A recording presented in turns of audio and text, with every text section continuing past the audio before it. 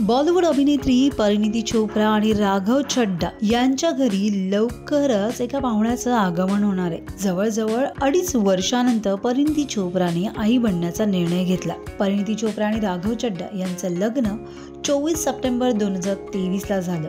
नुकतंच परिणीतीने सोशल मीडियावर एक पोस्ट शेअर केली।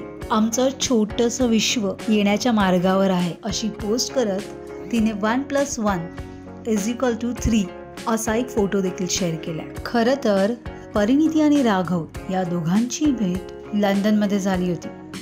ब्रिटिश काउन्सिलिंगचे पुरस्कार आयोजित केले होते आणि त्यावेळी शासनाकडून राघव चड्ढाला राजकारणातून एक उत्कृष्ट नेता म्हणून राघवला पुरस्कार मिळाला, तर मनोरंजन विश्वातली उत्तम अभिनेत्री म्हणून परिणीतीला पुरस्कार मिळाला होता।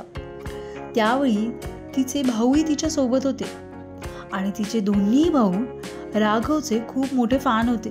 त्यावेळी त्यांनी जबरदस्ती राघवला नमस्ते करण्यासाठी तिला सांगितलं आणि त्यावेळी राघव मागेच बसले होते आणि तिने मागे वळून त्यांना नमस्कार देखील केला। त्यावेळी राघव सहज म्हणाला की दिल्लीमध्ये लवकरच भेटूया आपण, आणि लगेच त्यांनी दिल्लीमध्ये नाश्त्याचं आमंत्रण देखील दिलं। त्यावेळी परिणीती जवळजवळ 5 लोकांना सोबत घेऊन गेली होती। एवढंच नव्हे तर राघव सोबतही काही मंडळी होती। एकूण या दोघांसोबत एकाच टेबलवर 12 ते 15 लोक एकत्र होते। बोलण्यामधून राघवने गपचूप तिला नंबर देखील मागितला। नंबर मागितल्यानंतर मग काय, गप्पा सुरू झाल्या फोनवर आणि मग पुढे थेटच राघवने लग्नाची मागणी केली आणि पहिल्या नजरेतच हे दोघे एकमेकाच्या प्रेमात पडले आणि आता लवकरच एक गोंडस बाळ त्यांच्या घरी येणार आहे।